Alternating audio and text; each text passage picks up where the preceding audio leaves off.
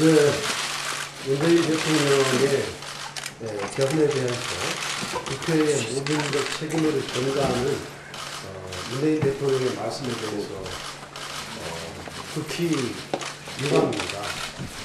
또 하나 야권이 모두 남북 정상회담을 앞두고 정쟁을 자제하겠다고 한 마당에 대통령의 말씀이 또 다른 정쟁을 유발하는 그런 말씀이라고 생각합니다.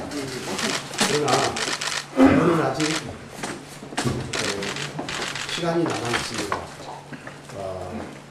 우리 야3당은 물론이고 민주당도 한국당도 개헌에 대한 의지가 있다고 저희들은 판단하고 있습니다. 늦었지만 그러나 개헌의 성사를 위해서 저희 야3당은 우선 단일화부터 만들고 그것을 통해서 민주당과 한국당을 설득하고 압박하면서 국민과 함께 개헌을 꼭 이뤄내도록 그렇게 해서 제왕적 대통령제를 청산하고 그리고 선거제도 개혁과 함께 분권과 협치의 시대를 열어가겠습니다. 고맙습니다.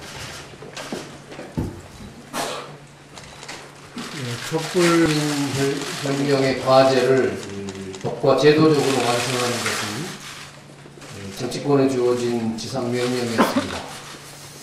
그 중에서도 개헌은 지난 대선 때 모든 후보를 낸 모든 정당이 국민 앞에 내놓은 약속이었습니다. 그러나 안타깝게도 6.13 지방선거와 동시에 하자고 했던 개헌 투표는 이제 무산되고 말았습니다. 지난 대선 당시 지방선거와 동시 개헌을 약속했던 자유한국당은 개헌 투표하러 들어가는 사람은 제명 처리하겠다고 말을 바꿨습니다. 국회 개헌특위위원장을 맡고 있으면서도 개헌안조차 내지 않고 정쟁만 입삼았습니다. 민심을 등지는 이런 구태를 국민들은 용납하지 않을 것입니다. 그렇지만 저는 대통령과 여당의 책임이 더 크다고 봅니다. 아무리 좋은 개헌안이라도 국회 3분의 2 이상의 찬성을 얻어야 통과합니다. 현실적으로 자유한국당까지 함께하지 않으면 안 됩니다. 5.18 정신을 헌법 전문에 담든 토지 공개념을 담든 간에 법전에 담지 못하면 그것은 국민에 대한 희망 고문에 불과합니다. 그런데도 대통령과 여당은 일방적으로 밀어붙이기 식으로 개헌을 추진 아닌 추진을 했습니다. 대통령께서 당선 직후에 5당 원내대표와 회동한 자리에서 선거제 개편이 같이 논의된다면 대통령제가 아닌 다른 권력구조도 선택할 수 있다 이렇게 밝혔습니다. 이런 취지의 말씀 여러 번 반복했습니다. 이것은 대국민 약속이었다고 봅니다. 최근에 자유한국당은 선거제를 연동형 비례대표제로 하겠다는 입장을 밝혔습니다. 이제 대통령이 그리고 여당이 다른 권력구조, 최소한의 권력 분산을 할 수 있는 그런 타협안을 내놓아야 했습니다. 그러나 대통령도 여당의 순회도 그런 노력을 전혀 하지 않았습니다. 비난받아야 마땅합니다. 문제는 앞으로도 저는 이 대통령의 입장이 개헌의 핵심이라고 봅니다. 대통령이 국권형 권력구조에 대한 최소한의 타협안을 내놓고 그것을 가지고 야당들과 진지하게 협상해야 합니다. 청와대 참모들을 보내고 민주당 지도부를 설득해서 협상해야 한다고 생각합니다. 그렇게 되면 국민들이 바라는 개헌의 불씨를 다시 되살릴 수 있지 않을까 생각합니다. 자유한국당과 무엇보다도 대통령과 민주당 수뇌부의 각성을 촉구합니다. 헌법이 제정된 지 지난 70년간 모두 9번의 개헌이 있었습니다. 그 중에 6번은 독재자가 일방적으로 폭력적으로 감행한 개헌이었고 3번은 국민적 합의에 의해 성사되었습니다. 바로 1년 전 모든 대통령 후보와 모든 원내 정당들이 국민들에게 6월 개헌을 약속했습니다. 이제 6월 개헌은 무산될 지경에 처해 있습니다. 원내에서 합의가 제대로 이루어지지 않은 것에 대해서 무거운 책임감을 느낍니다. 그러나 지금 이 순간 필요한 것은 꺼져가는 불씨를 살려서 애초에 국민들에게 약속한 개헌을 성사시키는 일입니다. 그보다 더 중요한 일은 없습니다.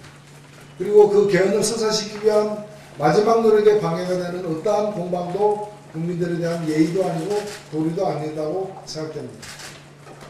6월 개헌이 안 되면 7월 개헌, 7월 개헌이 하면 8월 개헌을 하는 한이 있더라도 애초에 국민들에게 약속한 시대적 요구와 국민의 열망을 담아낸 개헌안을 만드는데 진력해야 될 의무가 모든 정치인들에게, 정치 세력들에게 있다고 저는 생각합니다. 그런 점에서 어쩌면 해가 뜨기 전이 가장 어두운 것처럼 개헌에 관련된 전망이 가장 어두워 보이는 지금이야말로 국민들에게 1년 전에 한 약속을 지키기 위한 마지막 노력을 그 분투를 감행해야 될 거라고 생각합니다. 원내에서 지속적인 개헌 논의를 통해서 빠른 합의가 이루어질 수 있도록 함께 노력하겠습니다. 입장 발표문을 낭독하도록 하겠습니다. 통념을 완성하라는 국민의 지엄한 명령으로 시작된 31년 만의 개헌 기회가 거대 양당의 정쟁에 가로막혀 좌초될 위기에 처해 있습니다. 국회 공전 와중에도 개헌 성사를 위해 노력해온 우리 야3당 개헌연대는 빠른 시일 내에 국회 주도의 개헌을 반드시 성사시켜야 한다는 국민의 염원을 양당에 강력히 촉구합니다. 또한 어제 문재인 대통령이 6월 개헌 무산 발언에서 국회 전체를 싸잡아 비난한 것에 대해 강한 유감을 표명합니다. 국회가 공전 중인 상황에서도 헌정투기는 개헌 논의를 이어왔습니다. 국회가 개헌에 대해서 노력하지 않은 것이 아니라 정상적인 국회 운영을 방해하는 제1야당과 청와대 눈치만 보면서 개헌과 선거제도 개혁을 이뤄내기 위한 능동적 역할을 방기한 집권 여당이 개헌 논의의 발목을 잡은 것임을 분명히 해둡니다. 국회는 30여 년 만에 부여된 개헌과 선거제도 개혁이라고 하는 책임에 입념하고 있으며 권력구조와 선거제도 개혁 등 핵심 쟁점에 대한 타협안을 접근시켜왔습니다. 특히 선거제도와 관련해 자유한국당은 연동형 비례대표제 도입을 당론으로 확정하는 전향적인 자세를 보이고 있으며 민주당 역시 총리 추천제를 비롯한 분권과 협치를 위한 야당의 요구를 수용할 수 있다는 뜻을 비춰온 것도 사실입니다. 그리고 바른미래당, 민주평화당, 정의당 등 야3당 개헌연대는 거대 양당에 제시할 개헌 중재안을 이미 완성해 놓았습니다. 우리 야3당은 이 중재안을 통해서 개헌과 선거제도 개혁의 쟁점들에 대해 민주당과 자유한국당 사이에서 타협안을 도출해낼 수 있을 것이라고 확신하면서 국회 개헌안이 마련될 수 있도록 끝까지 중재 역할을 다해낼 것입니다. 개헌이 불가능한 상황이라고 개헌에 끈을 놓을 것이 아니라 국회가 오히려 더 큰 책임으로 국민들의 열망을 받아 안아야 할 때입니다. 개헌판을 닫으려는 그 어떠한 정치 세력도 반개헌 세력으로 국민의 심판을 받을 것입니다. 6월 개헌이 어려워졌다 하더라도 지방선거 전에 개헌안을 합의하고 새로 일정을 잡아 국민투표 실시하는 방안을 정치권이 합의하면 됩니다. 이제 거대 양당은 대승적 차원에서 조속히 국회를 정상화하고 당초 합의했던 8인 개헌협상회의를 즉각 가동해서 주요 쟁점에 대한 타협을 이뤄낼 것을 촉구합니다. 우리 야3당은 개헌과 선거제도 개혁이 성사될 때까지 마지막까지 최선을 다할 것을 국민들께 약속드립니다. 2018년 4월 25일 야3당 개헌연대 이상입니다.